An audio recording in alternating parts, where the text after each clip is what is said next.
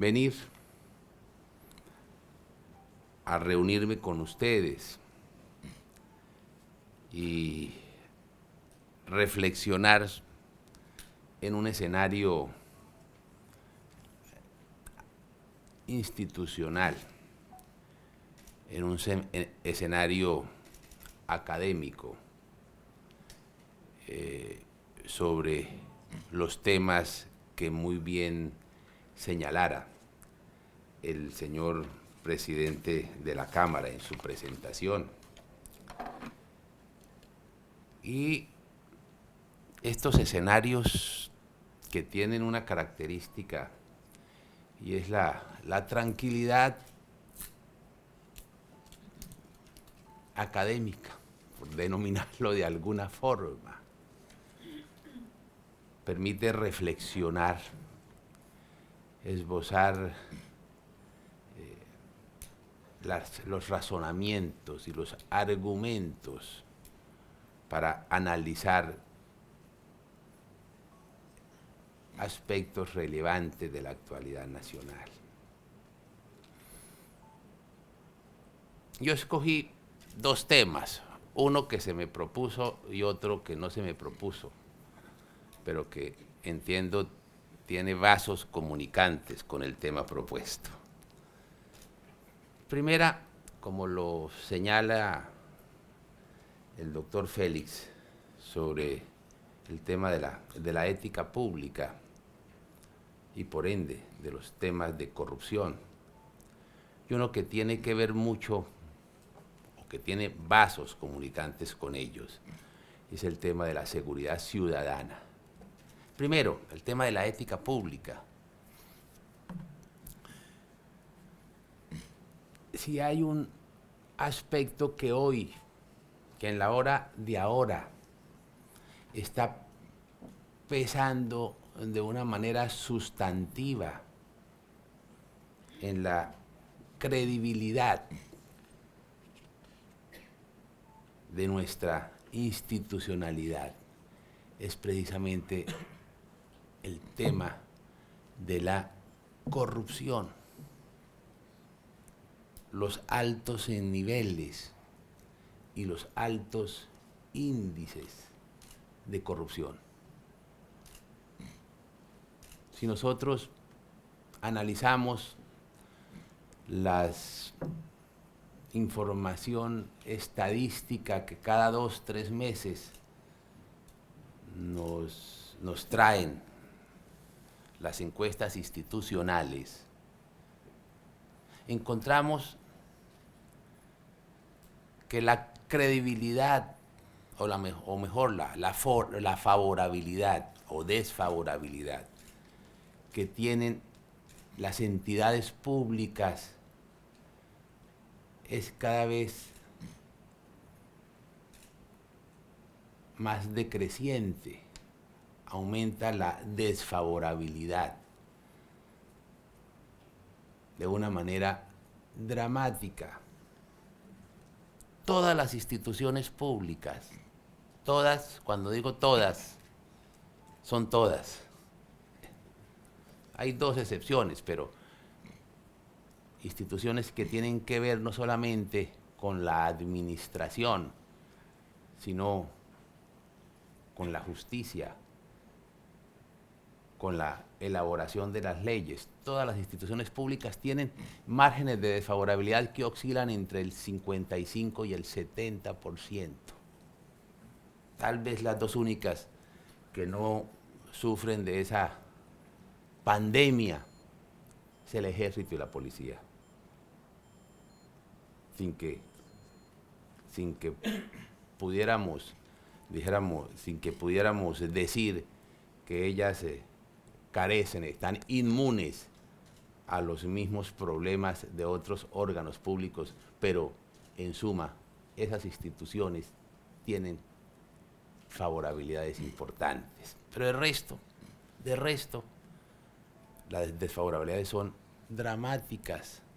Y el dramatismo en la hora de ahora se acrecienta porque cuando el ciudadano no cree en sus instituciones, cuando el ciudadano desconfía de ellas,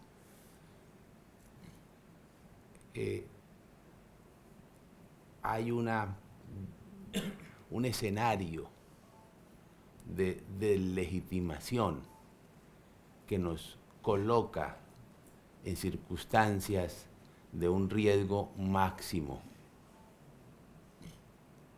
de un riesgo de desfondamiento de esa institucionalidad para derivar en soluciones que muchas veces afectan mayormente, en mayor dimensión, lo que pretenden corregir.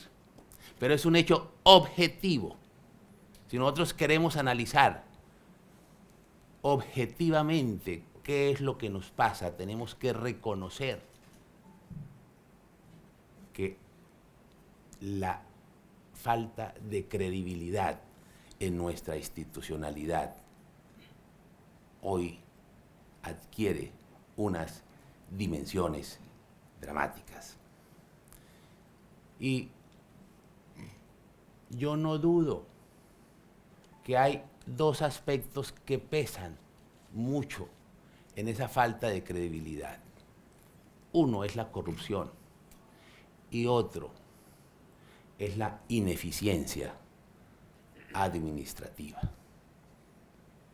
Y las dos tienen muchos vasos comunicantes. Porque si hay algo que aspira el ciudadano, el común de la gente, es que las políticas públicas cumplan con sus cometidos. Cometidos que quiere decir la efectividad de los derechos sociales, culturales y económicos. Y esa ineficiencia administrativa y esa ineficacia de esas políticas públicas muchas veces se sacrifican precisamente por razones de corrupción. La corrupción, donde hay más corrupción, hay menos derechos.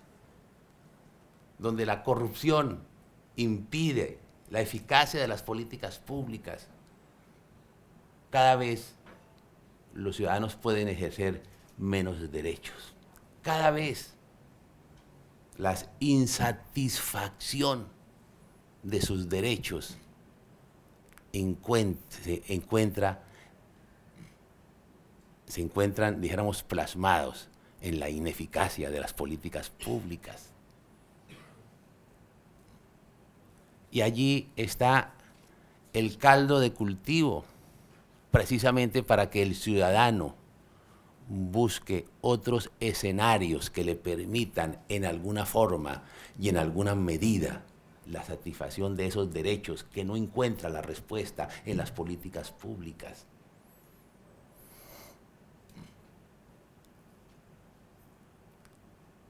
No hace muchos meses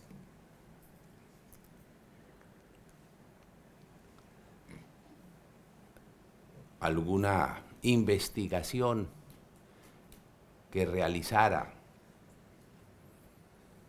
una de las universidades más prestigiosas señalaba que en materia de corrupción, solamente en la ejecución de obras de infraestructura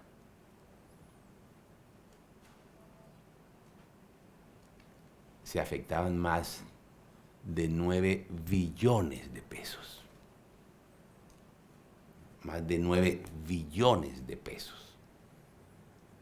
Con el impacto que eso implica, no solamente en la carencia de obras, sino en la credibilidad institucional. Y frente a ello,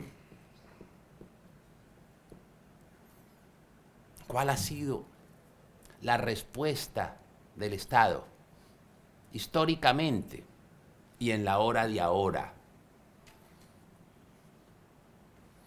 Yo me atrevo a adelantar un juicio, aunque debiera ser al final del razonamiento, pero aquí lo adelanto un poco por efectos pedagógicos.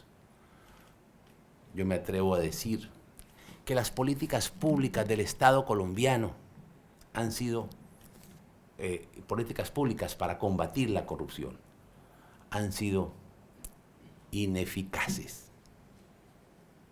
Han sido ineficaces. Decía un muy conocido periodista y filósofo de la altiplanicie cundiboyacense de los años 70, murió iniciando la década de los 90, don Nicolás Gómez Dávila. Él escribía en aforismos, en escolios, que eran sentencias doctas, y tiene una gran capacidad para resumir en una frasecita todo un problema, ya sea político, o social, o filosófico, teológico, en fin. Pero decía don Nicolás Gómez Dávila en algún escolio, hablando de la corrupción, algo que siempre, la primera vez que lo leí me pareció, si se quiere, profético. Él lo decía en el año 74. Decía, cada vez que me levanto y contemplo la corrupción de hoy, termino añorando la corrupción de ayer. Vuelvo y lo repito, cada vez que me levanto y contemplo la corrupción de hoy, termino añorando la corrupción de ayer. Es tétrico, es doloroso, si se quiere cruel, pero realista. Antes, hace algunos años, la corrupción, si se quiere, comparada con la de hoy, era una corrupción artesanal, que no ha dejado de existir, que existe, pero que ha mutado, porque la corrupción tiene la velocidad, una mutación, cuando muta tiene la velocidad de la gacela y la institucionalidad tiene la velocidad del mamut. Es decir, no hay proporción entre los diseños que hace la corrupción y las modalidades que se ingenia frente a la respuesta de la institucionalidad.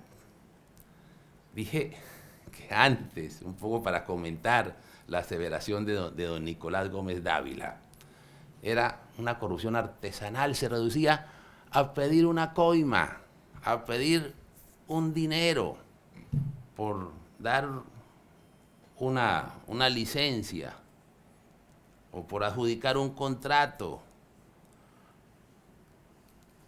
o por esconder un proceso o por manipular un proceso. Recuerdo cuando iniciaba el ejercicio de mi actividad profesional en Bucaramanga, hace ya muchos años. Mi primer negocio, mi primer cliente fue un alcalde de mi tierra, un alcalde de la provincia de Vélez, alcalde de un pueblo que se llama Jesús María, que lo investigaban en la Procuraduría, precisamente por pedir plata, por adjudicar algún control, para otorgar una licencia. Y este alcalde, cuando estaba rindiendo sus descargos en la Procuraduría, fue mi primera diligencia como abogado litigante. Este alcalde, al ser interrogado, al contar su versión ante la Procuraduría y preguntársele si era cierto que había solicitado un dinero por dar la licencia, él se apresura a decir, sí, Yo pedí lo de ley. En esa época era el 10% y se ha indexado. No quiere decir que no exista ese género de corrupción, sigue existiendo. Pero lo de ahora, por eso dije que ha mutado, implica cooptar la autoridad, llámese alcalde, llámese gobernador, llámese gerente de una entidad pública, llámese en cualquiera de las funciones del Estado, no solamente del Estado, de la actividad privada, porque si hay algo que se ha democratizado es la corrupción. Eso también golpea lo público y golpea lo privado. Ustedes bien lo saben, porque al fin y al cabo no solamente es corrupto quien recibe, sino quien da. Y en esto hay dijéramos, extensas complicidades, tanto en lo público como en lo privado. Pero hoy se trata, la corrupción de hoy implica la cooptación de la función para teniendo la función, diseñar políticas públicas que beneficien a lo particular. Eso no nos digamos mentiras. Si hay algo que ha prohijado, que ha incentivado, que ha servido de ingrediente, de combustible para la corrupción, ha sido, desde luego lo tengo que decir en voz baja, porque suficientes enemigos tengo para echarme más enemigos, pero al fin y al cabo esos son los gajes de la función pública, como dice el adagio popular, quien quiere celeste que le cueste. Pero si hay algo que ha servido de combustible para la corrupción, es la elección popular de alcaldes y gobernadores. No nos digamos mentiras, no nos digamos mentiras. Así es. ¿Cuáles son los costos? ¿Cuáles son los costos de una campaña para ser elegido gobernador o alcalde o concejal o diputado? Costos exagerados que no se explican, que no tienen explicación diferente a esta que le estoy dando, a lograr cooptar la autoridad para diseñar políticas públicas.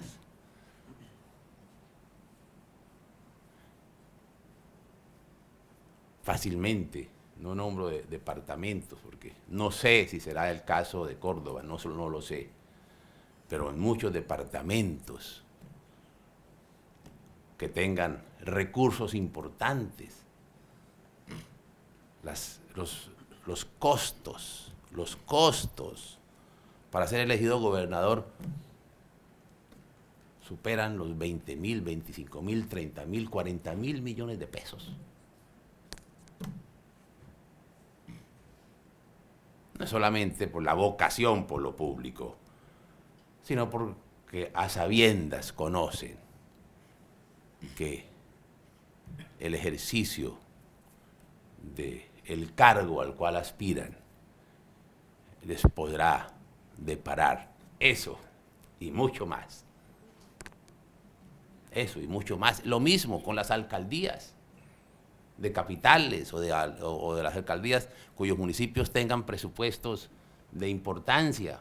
Igualmente acontece lo mismo. Y siempre aparecen los grandes financiadores que después son los usufructuarios del poder. Aparecen por sí o por interpuesta persona o mediante testaferros, pues administrando la salud, los contratos de drogas son bocados muy sustanciosos y muy apetecidos. O en materias de la alimentación escolar a que usted hacía referencia, o en fin, frecuente encontrar con que esos financiadores de hoy aparecen entonces como los mayores beneficiarios de mañana. Financia la campaña hoy para que se beneficie mañana de la actividad contractual del de los departamentos o de los municipios.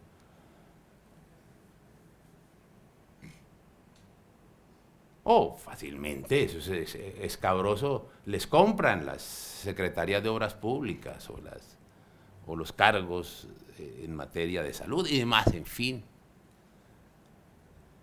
Entonces tenía razón don Nicolás Gómez Dávila, tenía razón. Cada mañana que me levanto y contemplo la corrupción de hoy, termino añorando la corrupción de ayer. Y eso cuenta también, paralelamente, con una muy débil institucionalidad.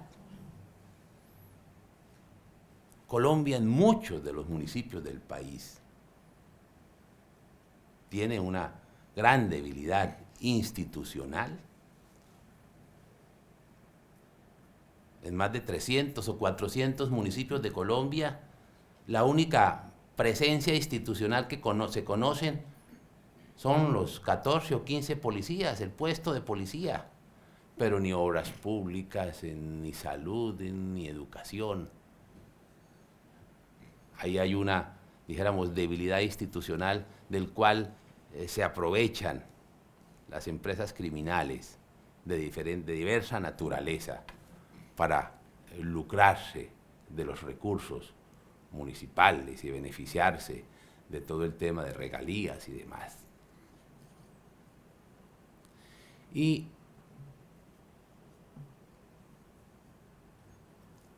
dije que las políticas públicas del Estado para combatir la corrupción habían sido ineficaces. Si se quiere, se está buscando el muerto río arriba. Porque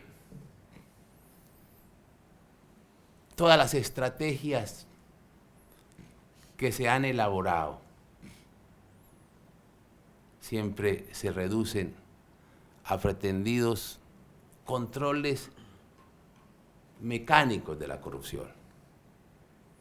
Y la corrupción los ha desbordado. Mire, nunca antes, pero cuando yo digo nunca antes es así, nunca antes en la historia nuestra se habían modificado tantas leyes, habíamos tenido tantas leyes para combatir la corrupción. Todos los años salen decretos para modificar el Código Penal, o las normas fiscales, o las normas disciplinarias. Nunca antes se nos había hablado tanto de transparencia, no solamente en nuestras leyes, sino tratados internacionales, convenios internacionales. A propósito, porque este tema de la corrupción no se circunscribe a nuestra parroquia, a nuestro país, son temas globales. Temas como estos los sufren la mayoría de las democracias y de los ordenamientos jurídicos, no es un tema aislado. En nuestro país tienen unas peculiaridades de acuerdo a las realidades sociopolíticas de cada uno. Pero dije que nunca antes había tantos convenios internacionales y normas nacionales que señalaran derroteros, que diseñaran políticas de transparencia con el propósito de combatir la corrupción. Pero nunca antes ella había llegado a los niveles que ha llegado. Y nunca antes ello había impactado tanto en la credibilidad institucional. Nunca antes los funcionarios públicos habíamos viaticado más asistiendo a encuentros y congresos nacionales e internacionales para prepararnos en esas políticas de la transparencia, para hacer de la actividad administrativa algo que dijéramos generara confianza en la ciudadanía. Nunca antes se había destinado tanto presupuesto a los organismos de control, a todas las IAS, las policías, las fiscalías, las contralorías, las procuradurías, las personerías, vale decir, las asustadurías, para combatir la corrupción. Pero vuelvo y repito, nunca antes tan ineficaz. Entonces, vale la pena advertir que esos controles mecánicos han sido ineficientes. No quiere decir que no se requieran, se requieren, son necesarios, pero no son suficientes. Se requieren los controles mecánicos, desde luego. Si es necesario modificar la ley, hay que modificarla. Si es necesario implementar, poner al servicio los instrumentos de tecnología de punta, pues es necesario, pero no son suficientes. Mira, les doy unos datos. Me refiero a la Procuraduría. En la época, en los 7 años que llevo como procurador, o sea, del 2009 al 2015, se han sancionado 11 senadores, he destituido 11 senadores, 5 representantes, 82 gobernadores, algunos en ejercicio, otros exgobernadores, 1.500 alcaldes, algunos exalcaldes, otros en ejercicio,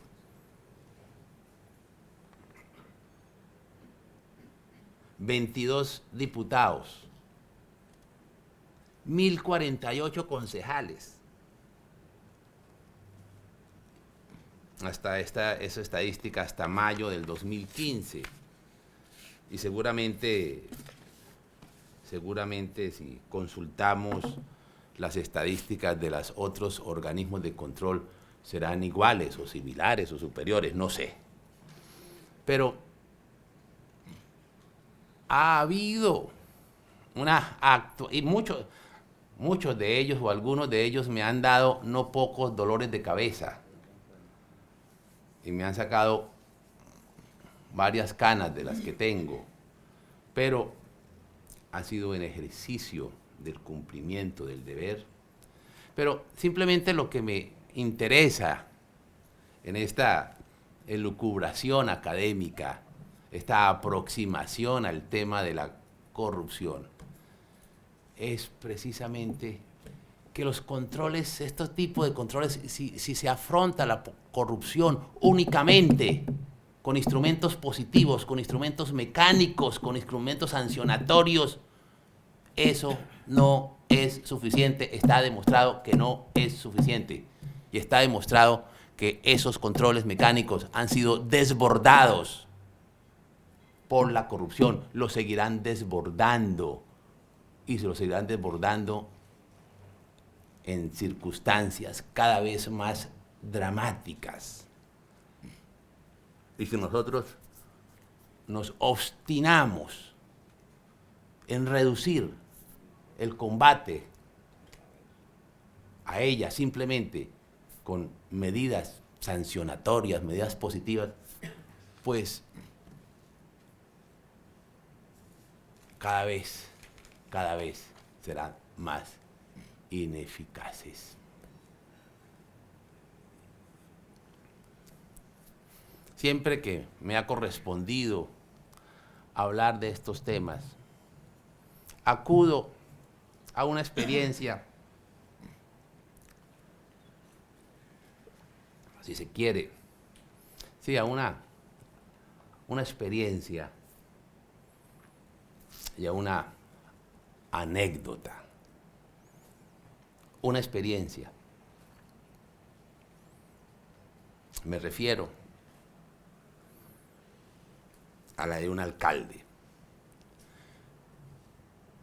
no al que fue cliente mío cuando iniciaba mi ejercicio profesional, sino al exalcalde de Palermo, no Palermo, Tolima o Huila, sino de Palermo, Sicilia, de Italia, don Leo Luca Orlando.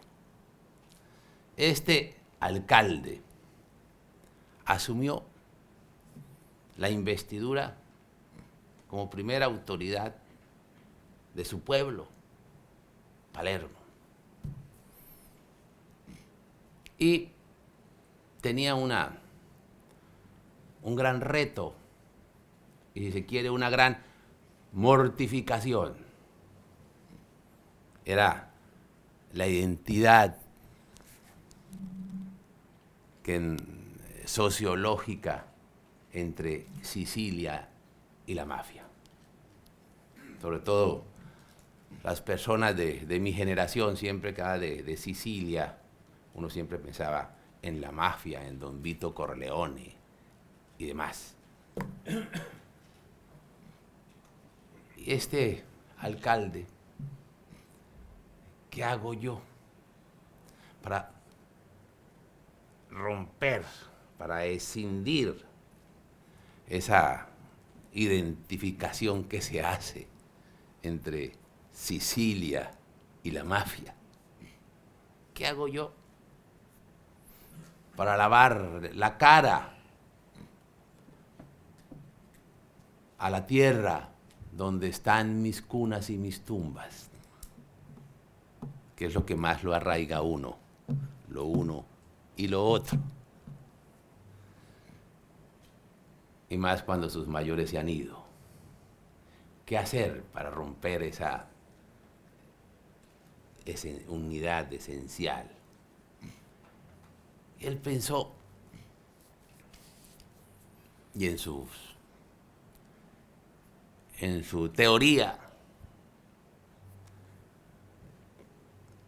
inicia su explicación hablando del carro siciliano. Yo les confieso que no he ido a Sicilia, pero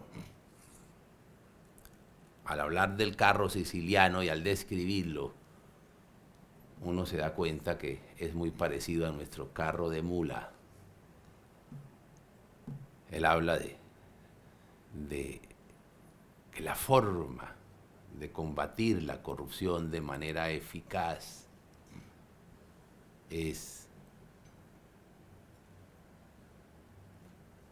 con dos instrumentos, con dos estrategias. Y ahí habla del carro siciliano, de nuestro carro de mulas, que así como este carro tiene dos ruedas que le permiten avanzar, y para que un carro logre avanzar con eficacia y logre trasladarme al lugar de destino, pues las ruedas deben girar en un mismo sentido y con una misma velocidad, porque si una avanza y la otra no voy a llegar al lugar de destino. O si una avanza con mayor velocidad y otra con menor velocidad, u otra en sentido contrario, tampoco me permitirá llegar al lugar de destino. Y él habla de la ley y de los valores, de la ley y de los valores, o de la cultura mejor. Él habla de la cultura y de la ley.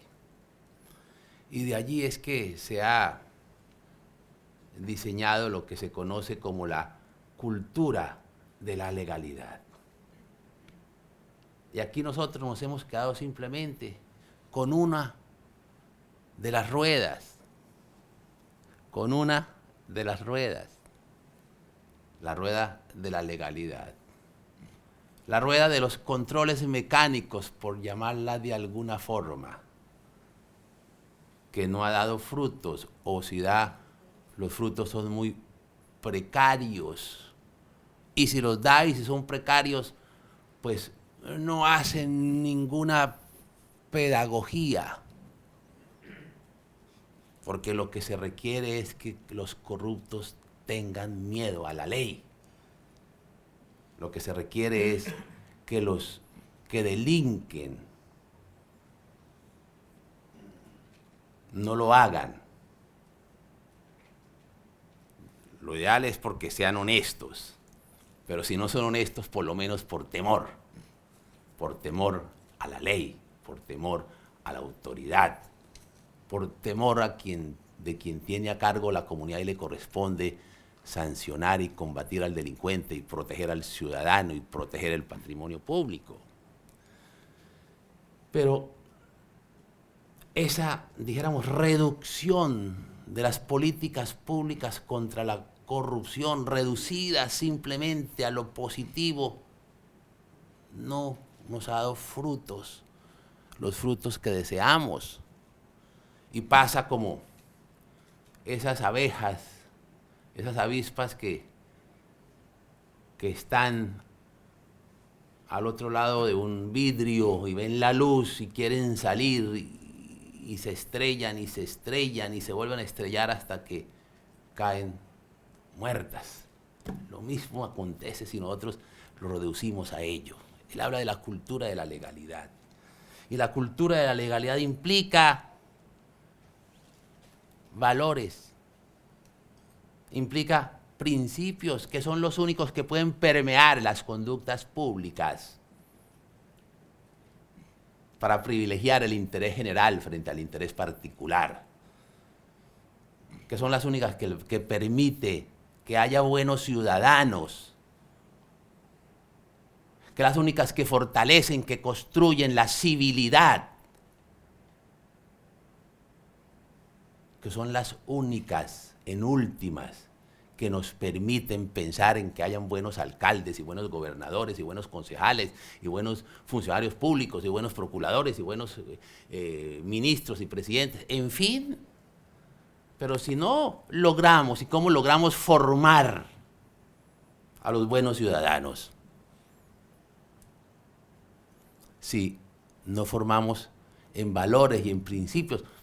A mí no me gusta tanto hablar, aunque por eso se me acusa de ser reaccionario, de toda esa basofia que mis enemigos dominicales se solazan en señalar que semejante procurador que es inquilino de la caverna. Pero bien, a mí eso tampoco me disgusta. Pero es precisamente la ausencia de esos valores y de esos principios lo que... Y dije que no me gustaba tanto hablar de eso como hablar de las virtudes que permiten ser buenos ciudadanos, para ser buenos funcionarios. Pero hoy, en la medida que tenemos menos virtudes, y menos virtudes personales, y menos virtudes cívicas, y en la medida que eso ya no se transmite, en la medida que eso es, si se quiere, un fruto de la modernidad, y es un requisito para ser políticamente correcto, bueno, en esa medida será estéril cualquier política contra la corrupción, cualquier control mecánico será ineficaz. Las sanciones no generan mayor pedagogía, no generan mayores temores, y menos aún cuando los sistemas penales contemporáneos permiten la negociación.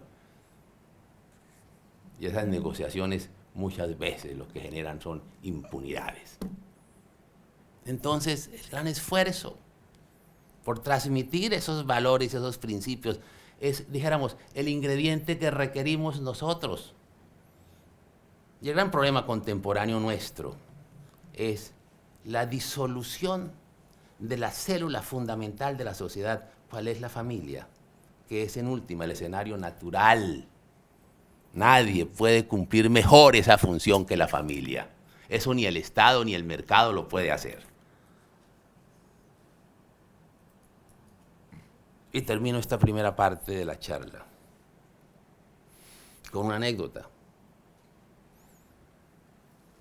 Hace 3 años, en el verano del 2012, hubo unos grandes desórdenes en Londres,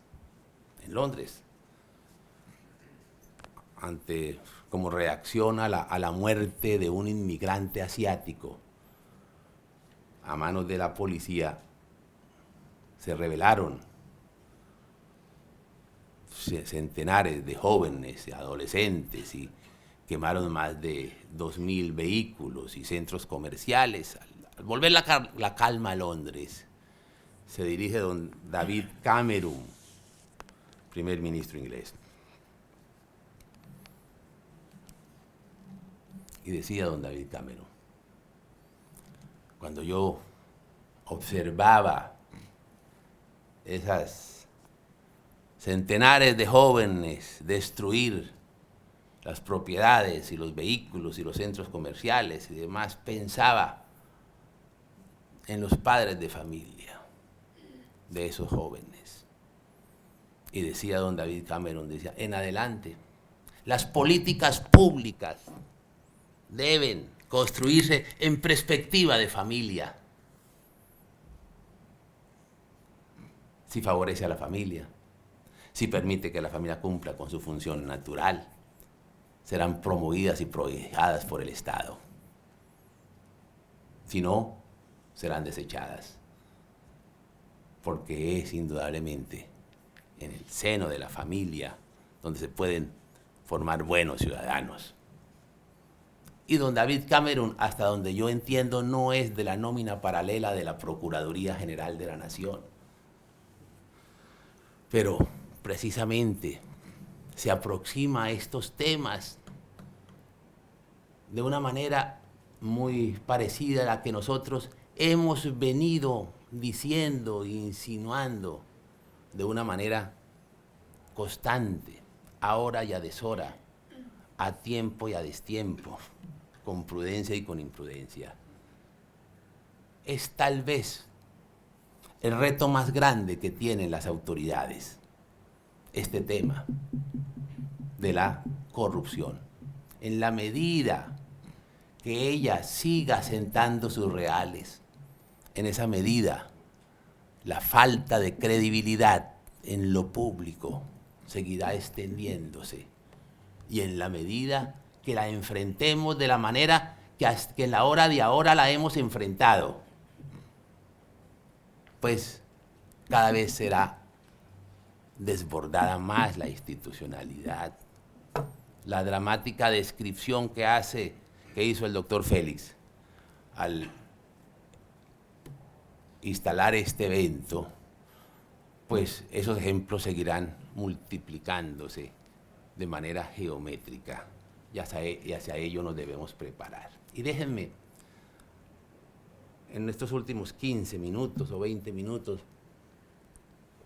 hablar de un tema también muy sensible, del tema de la seguridad ciudadana,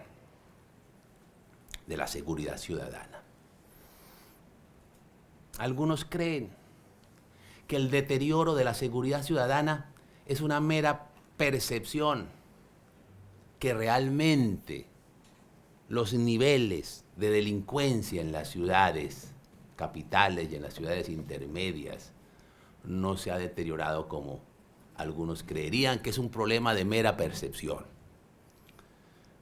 Yo creo que no es un problema de mera percepción.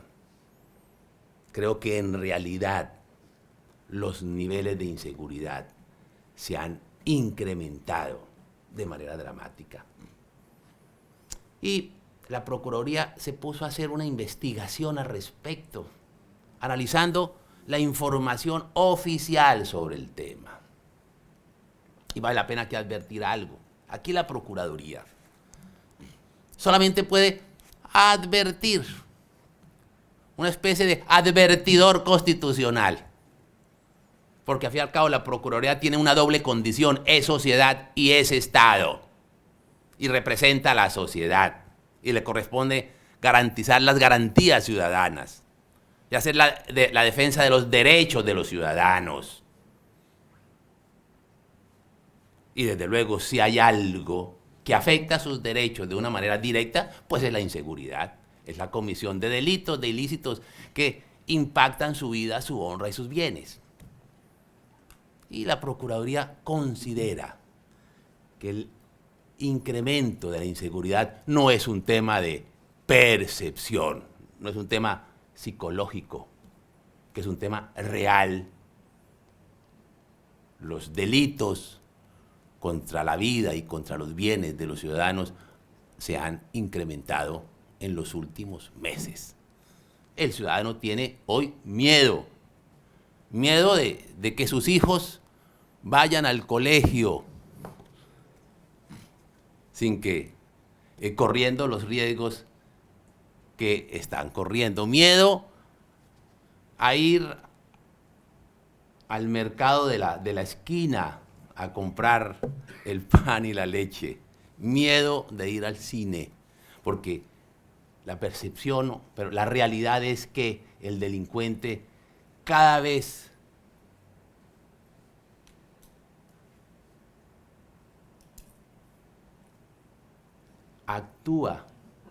actúa y lesiona los derechos de los ciudadanos frente a la inacción del Estado. Y les dije que me puse a investigar la información que uno encuentra en las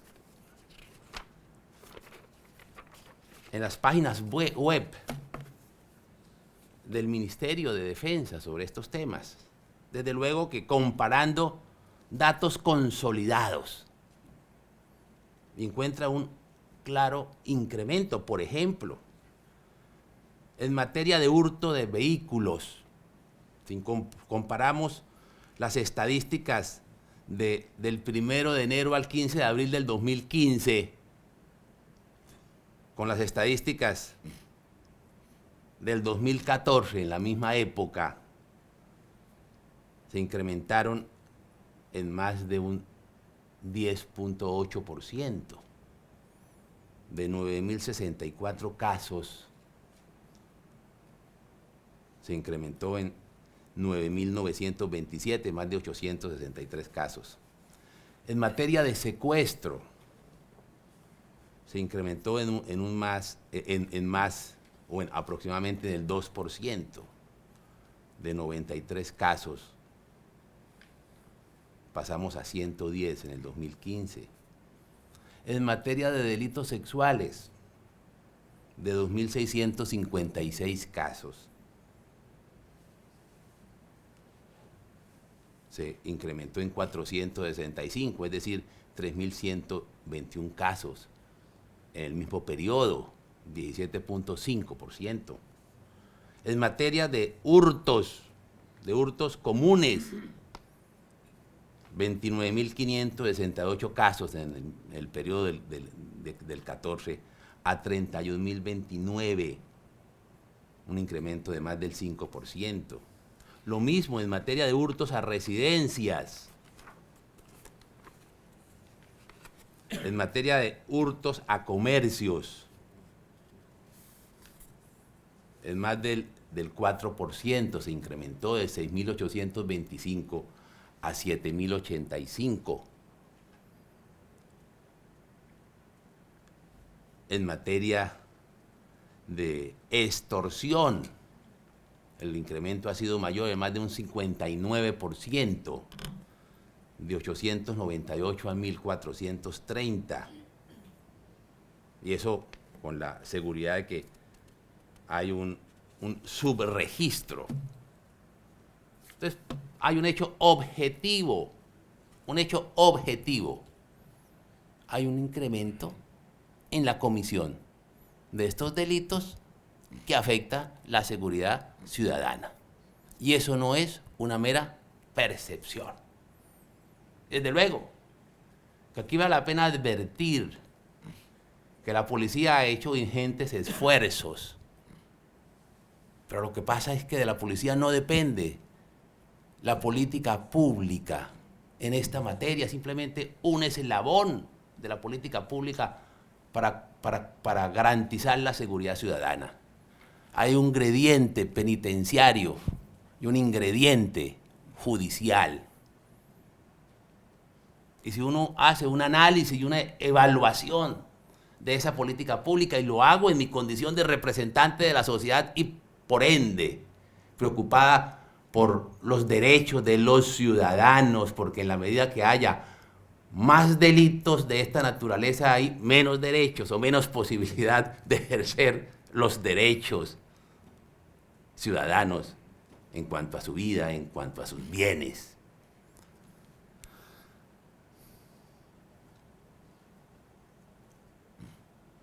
Y ahí decía que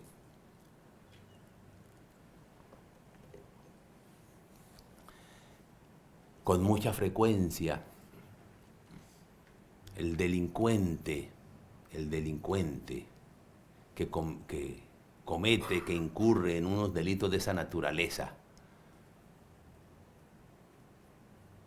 o no sufre las consecuencias que debería sufrir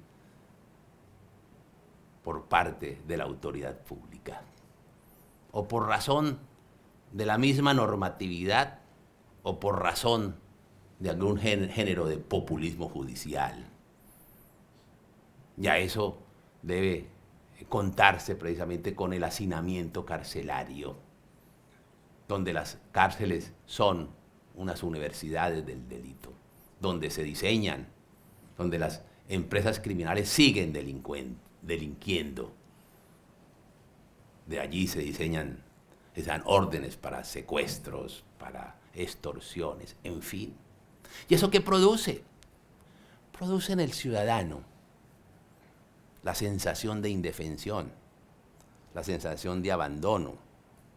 Mire las consecuencias que son pruebas de incivilidad, sí, pero son consecuencias de esto.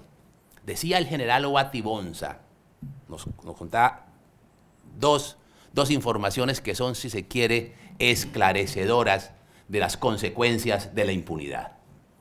Una, en este año, en el 2015, la policía ha debido intervenir en más de 600 linchamientos. En más de 600 linchamientos. Si el ciudadano confiara en que ese ciudadano que cometió un delito, que causó lesiones personales, que mató a alguien, en fin, sufriera los rigores de la ley, lo entregaba tranquilamente a la autoridad. Pero como observa que no es así, pasan escenarios como que es gravísimo, que es una prueba manifiesta de incivilidad, pero es la consecuencia de la inexistencia, del incumplimiento de las funciones públicas. En lo que va del 2015, esto es una información que él daba hacia el mes de junio de este año, más de 600 linchamientos. La policía ha debido intervenir. Y otra información que es bien esclarecedora de las consecuencias de la impunidad.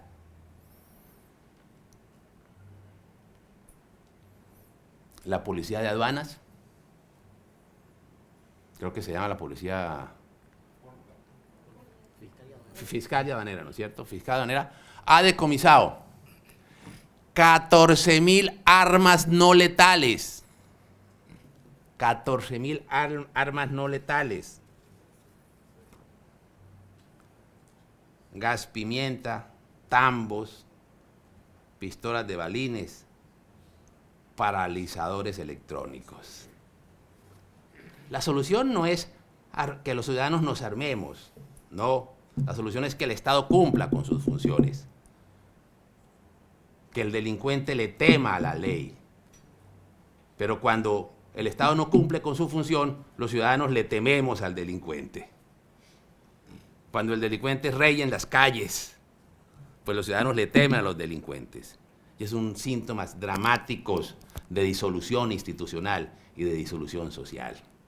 Y nosotros, bueno, y ahí el papel nuestro, la Procuraduría, es simplemente advertir. La Procuraduría no está administrando, no puede administrar, pero sí debe advertir. Tiene que advertir. Es la obligación advertir. Y si se quiere, somos una especie de advertidores constitucionales, señalando los riesgos dramáticos para que no se concreten, pero sí tempranamente señalar los riesgos de la impunidad. Los problemas de la impunidad son gruesos. Por eso yo en otros escenarios, en otros aspectos que no voy a hablar ahora, he prendido las alarmas frente a las pretensiones de impunidad que se tienen en este proceso de paz. Y por eso algunas otras canas me han salido por esas posiciones, pero es mi deber. Y yo en esa materia ni quiero, ni puedo, ni debo callarme. Eso sería incumplir mis deberes constitucionales de representante de la sociedad y de garante de las garantías constitucionales. Yo simplemente advierto los riesgos. Así me digan que no me meta, me toca meterme. Debo meterme. Me gusta meterme. Me seguiré metiendo.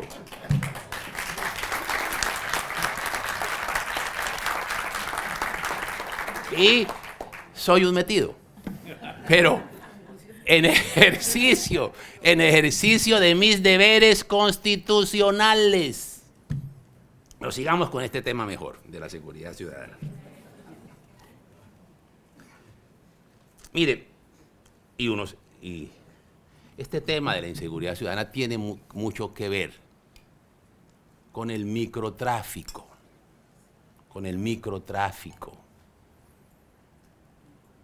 El microtráfico, que es el instrumento que en las grandes ciudades y en las ciudades medianas y en las pequeñas ciudades es, en últimas, el beneficiario del creciente consumo de drogas, porque es quien provee la droga, y la provee, pero para proveerla, para distribuirla debe tener redes, y esas redes se dedican igualmente a la microextorsión y al secuestro y a la comisión de otra serie de delitos, como el hurto de vehículos, que son los que han sido incrementados en los últimos meses. Y sobre esta materia del fortalecimiento de la inseguridad ciudadana va a tener un impacto igualmente dramático, y aquí lo he advertido. Ojalá eso no se concrete, esos riesgos, pero me toca advertirlo. La suspensión de fumigaciones a los cultivos ilícitos va a tener un impacto que va a fortalecer el microtráfico en las ciudades. Y aquí abro un paréntesis también muy rápidamente para contarles un poco algunos episodios que se suscitaron en torno a la suspensión de las fumigaciones aéreas a los cultivos ilícitos. Un buen día, el señor ministro de Salud pidió al Consejo Nacional de Estupefacientes que suspendieran las fumigaciones contra los cultivos ilícitos. Yo hago parte del Consejo Nacional de estupefacientes. Entonces yo inmediatamente le dije al ministro de Justicia, convoque al Consejo. Y el señor ministro de Justicia, perdón, el señor ministro de Salud dijo, es que vamos a cumplir una orden judicial que nos ordena la suspensión de los cultivos ilícitos, una orden de la Corte Constitucional. Perfecto. Yo me fui a la Corte Constitucional, con mis funcionarios, pidieron el expediente y me llevaron la copia del auto. El auto se profirió dentro de una tutela interpuesta por unos campesinos de Nariño para que les pedían suspender las fumigaciones para proteger su salud y el medio ambiente. Y la Corte Constitucional dio esta orden, dijo, bueno, señor Ministerio de Salud, señor Ministerio del Medio Ambiente, señoras corporaciones regionales de Nariño, hagan un estudio del impacto de las fumigaciones en la salud y en el medio ambiente. Y si usted encuentra que hay riesgos, aplique el principio de precaución y suspenda las fumigaciones. Bien. Entonces yo le dije al ministro de Salud, le pedí, señor ministro de Salud, muéstreme el estudio sobre el impacto que producen las fumigaciones en la salud y el medio ambiente. Y me dijo, casi que textualmente, un día antes de celebrarse el Consejo de Estupefacientes, me dijo, no, ese estudio no existe. Le dije, ¿cómo así? Dijo, no, es que estamos pensando en celebrar un contrato interadministrativo con no sé qué entidad para que realice el estudio del impacto ambiental y sobre la salud, y ese estudio nos lo estarían entregando en diciembre del 2015. No, entonces no existe el estudio. Dice, no. Entonces, ¿cómo usted está diciendo que es en cumplimiento de este auto de la Corte? Dijo, no, es que hay este estudio científico donde dice que el glifosato es cancerígeno. Entonces, eso es suficiente. Y entonces pedí el estudio y resultó que frente a ese estudio el INVIMA, que es el órgano público encargado técnico para estas materias, decía que ese estudio científico era respecto a quienes de manera habitual manipulaban el glifosato. Quienes de manera habitual manipulaban el glifosato. Y dice el INVIMA, luego, esto no es aplicable para los campesinos. Entonces, con fundamento en un pretendido cumplimiento de una sentencia, pero eso no es cierto. No se estaba cumpliendo ninguna sentencia. Y tampoco existían razones técnicas, razones científicas. Razones científicas tampoco existían. Pero se suspendió la fumigación con glifosato. ¿Y cuáles son las consecuencias? Las consecuencias va a ser que va a haber más coca. Porque ya la FARC ordenó la resiembra. Y si en el año 2005 habían 177.000 hectáreas que lograron reducirse con la erradicación manual y la fumigación a 40.000 en el 2010 tal vez, hoy hay cerca de 88.000 hectáreas sembradas. En el Catatumbo, en un año se incrementaron en más de 16.000 hectáreas. En Putumayo y Nariño, en más del 122%, 152%. En Antioquia, más de 10.000 hectáreas. Entonces, ¿qué vamos a tener? ¿Qué relación tiene esto con la seguridad ciudadana? Pues va a haber más coca, va a haber más facilidad de acceder a la coca, va a haber más consumo, va a ser más barata la coca y se van a fortalecer las estructuras que distribuyen la coca. Y al fortalecerse esas estructuras, va a haber más delitos, más microextorsión, más secuestros. Porque hoy no tenemos política antidrogas. Y el proyecto que tienen de política antidrogas, ¿cuál es? Lo dijo el presidente en Cartagena hace mes y medio. Digo, como antes se combatía el primer eslabón, que era la producción, ahora vamos a combatir el último eslabón, que es el tráfico, mediante la interdicción aérea. Y vamos a otro ingrediente de la política antidrogas, dijo el presidente, es la erradicación voluntaria. No se rían, es cierto. Eso dijo el presidente, esa es la gran modificación, la gran estrategia de la política antidroga, la erradicación voluntaria y la sustitución de cultivos. Entonces, pero hoy, y si tiene éxito, la interdicción aérea, si tiene éxito, tuviera éxito, la interdicción aérea y marítima, aquí ya somos consumidores. Entonces se incrementará el mercado interno. Hoy en día, de acuerdo a las mismas estadísticas oficiales, el primer consumo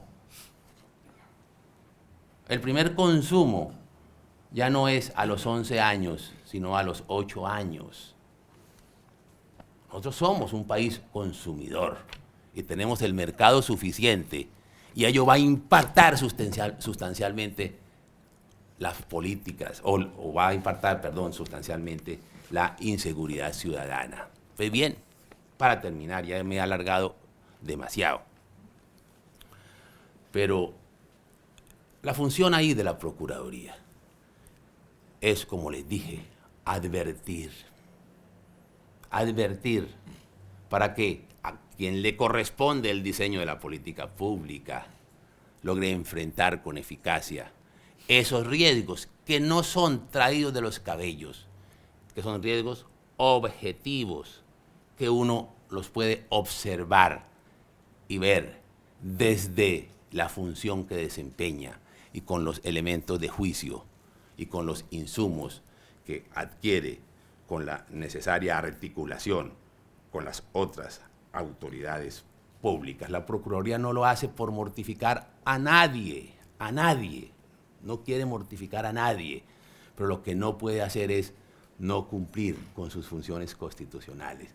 Y aquí, como en otras materias referida a la seguridad ciudadana, pues ella lo que está haciendo es advirtiendo, y lo seguiré haciendo. Yo les agradezco la paciencia que han tenido durante esta, no sé, ya larga hora tal vez, que ustedes me han pacientemente escuchado, y creo que estas consideraciones sirvan para que ustedes que son clase dirigente tengan insumos necesarios para lograr expresar sus inquietudes en los escenarios institucionales, en los escenarios gremiales. Si hay algo que le toca a la clase dirigente es dirigir, y en nuestro país se han convertido en apéndices, porque priman muchas veces más los intereses que las realidades o las urgencias públicas y el interés general. Creo que la invitación que se me hizo,